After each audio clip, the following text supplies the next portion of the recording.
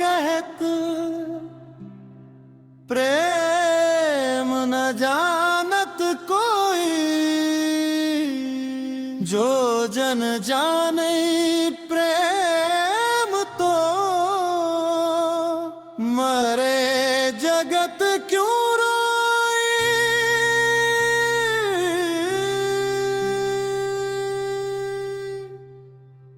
क्या ईश्वर को पाने के लिए किसी विशेष धर्म में जन्म लेना जरूरी है, या फिर ईश्वर की पहचान करुणा, संवेदना और प्रेम से होती है?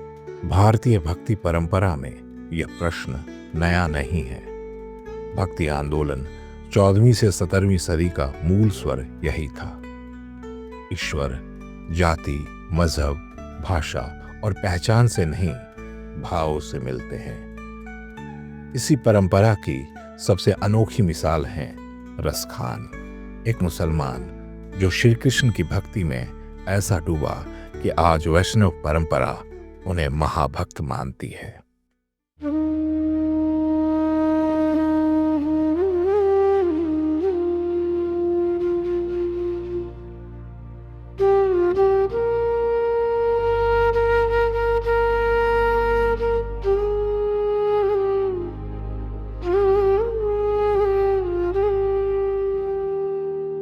काम क्रोध मद मोह भया, लोभ द्रोह मात्सर्या,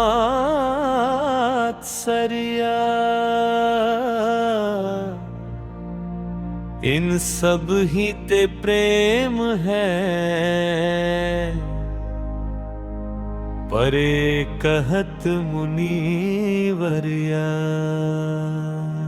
रसखान का काल 16वीं शताब्दी माना गया है। क्षेत्र उत्तर भारत, ब्रज क्षेत्र।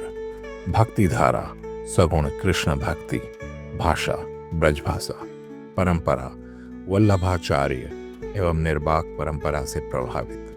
इतिहासकार मानते हैं कि रसखान ऐतिहासिक व्यक्ति थे, जबकि उनके जीवन की कई घटनाएं लोक परंपरा और भक्ति कथा के रूप में संरक्षित हैं। यह कथा भी ऐतिहासिक दस्तावेज नहीं, बल्कि भक्ति साहित्य और मौखिक परंपरा से आई है। लेकिन भारतीय दर्शन में भाव को भी एक प्रकार का प्रमाण माना गया है। धुरी भरे अति सोहत श्याम जू,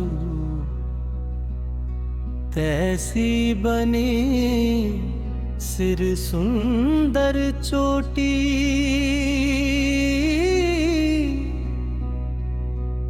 खेलत खात फिरई अंगना,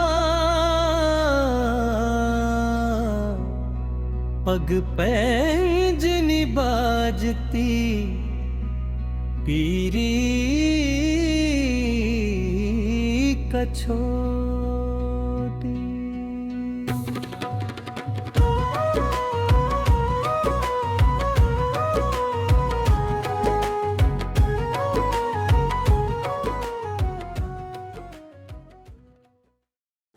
बात सदियों पुरानी है। ब्रज की गलियों में एक साधारण सी पान की दुकान। एक मुसलमान रोज वहां पान खाने आता।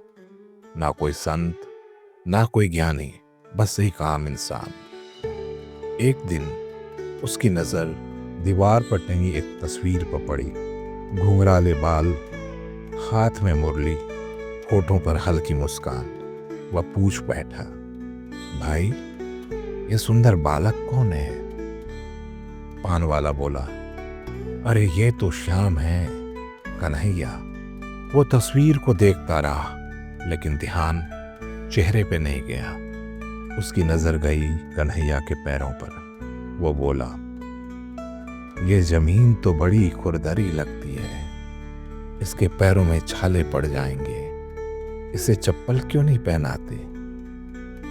यह प्रश्न धर्म का नहीं था, यह प्रश्न पूजा का नहीं था, यह प्रश्न था दया का। पान वाला हंस पड़ा, अगर इतनी दया है तो तुम ही चप्पल पहना कर आ जाओ। सब हंसे, लेकिन एक आदमी नहीं हंसा।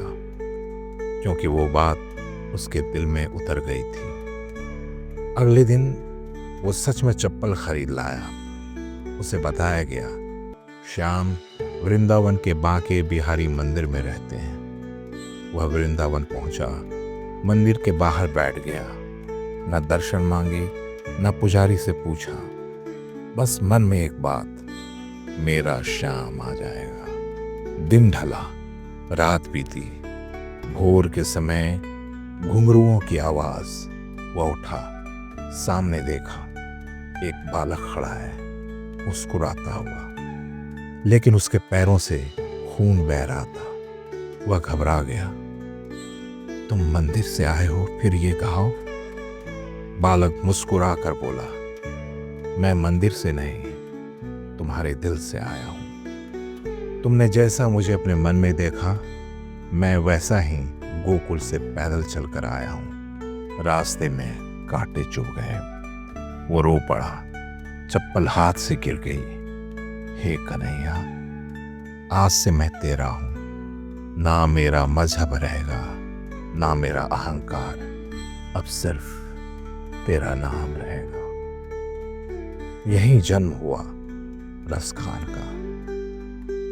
मानुष हों तो वही रस खानी, बसो मिली गोकुल गांव के ग्वारन। तो समझ लीजिए, भगवान को पाने के लिए न मंदिर जरूरी है, न पहचान जरूरी है, तो बस करुणा। जब दिल साफ होता है तो भगवान खुद चल कर आते हैं। अब मैं आपसे नहीं पूछता आप किस धर्म के हैं, मैं बस इतना पूछता हूं, क्या आपके दिल में किसी के पैरों की पीड़ा दिखाई देती है? अगर हां, तो समझिए कन्हैया आपके भी बहुत पास है। जय श्री कृष्ण।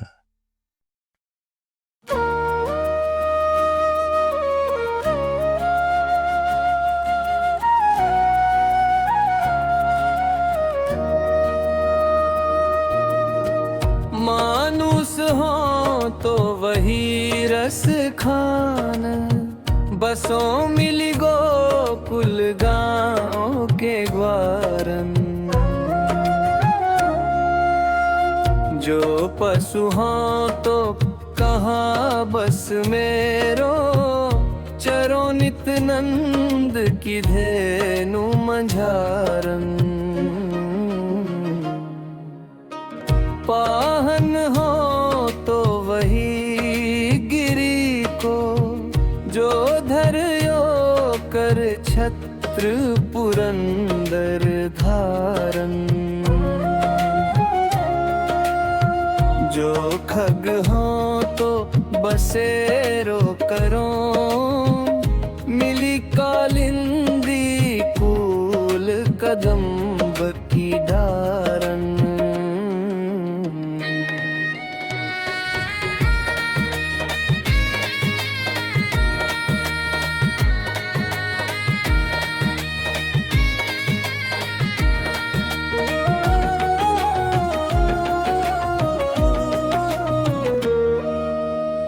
या लकुटियरू कामरिया पर, राजती हूँ पुर को तजी डारों।